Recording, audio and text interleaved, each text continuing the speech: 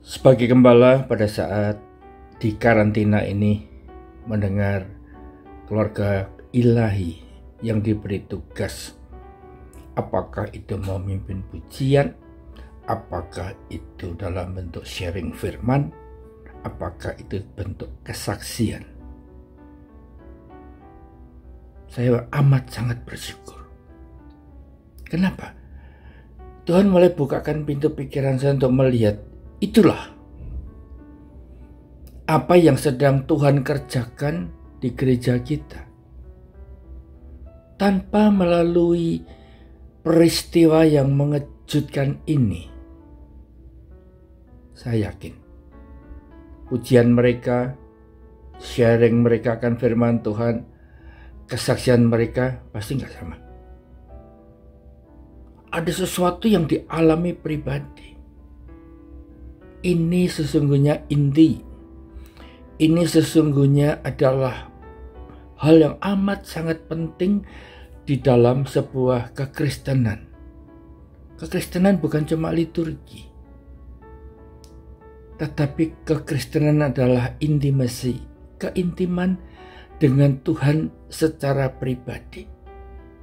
Pada saat kita membangun itu, waktu kita bersama dengan Tuhan, ada di antara kita yang harus ditarik dari dunia ini. Ditarik dari kenyamanan kita.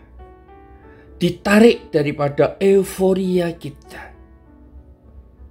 Dengan peristiwa demi peristiwa yang kadang-kadang belum tentu menyenangkan daging kita. Tetapi kita melihat Tuhan punya rencana. Sesuatu yang istimewa. Saya percaya setiap orang-orang yang terlibat di dalam doa pagi jam 10 sampai selesai di karantina BNSB dan di tempat yang lain ini akan mengaminkan ada sesuatu yang terjadi dalam hidupku dan buat aku nggak sama lagi, beda sama dengan tahun lalu. Itu semua karena apa? Kita taat sama Tuhan tentang integritas. Kita taat akan hal integritas ini dengan segala resikonya. Dan waktu Tuhan menemukan itu, seleksi alamiah itu terjadi di dalam campur tangan Tuhan untuk membuat kita semua masuk dalam karantina dengan segala latar belakang cerita masing-masing yang gak sama. Tapi pasti exciting. Bisa disaksikan. Bisa diceritakan akan perbuatan Allah yang besar dalam hidup kita. Yang mengubah kita. Mengubah fisik aja susah.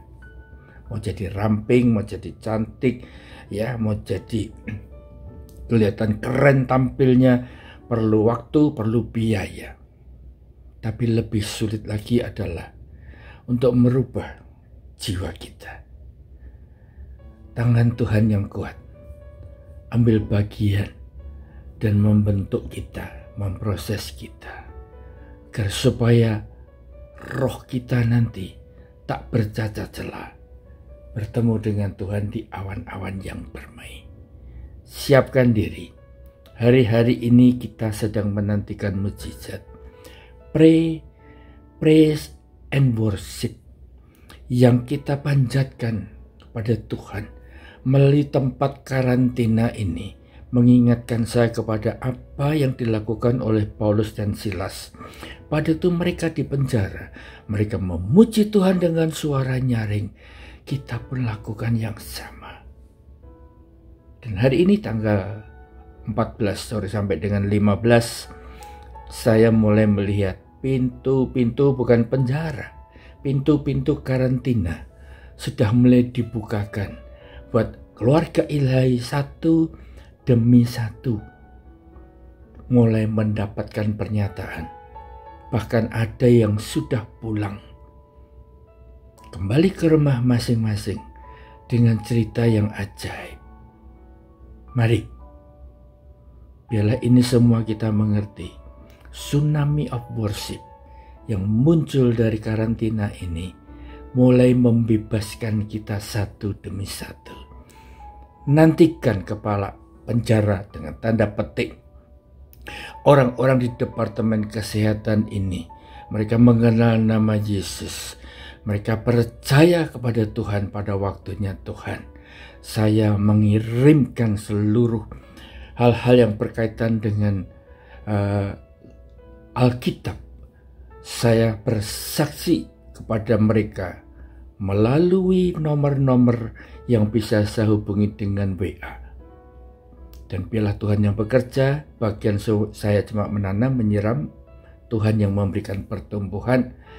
Dan saya tahu bentar lagi keluarga ilahi semuanya segera pulang kembali. Dan keluar dari tempat ini, kita punya tugas untuk memberikan yang terbaik, untuk melayani Tuhan pada waktunya. Dalam nama Yesus itu terjadi dan nama Tuhan Yesus yang dimuliakan. Dalam nama Yesus Tuhan, amin.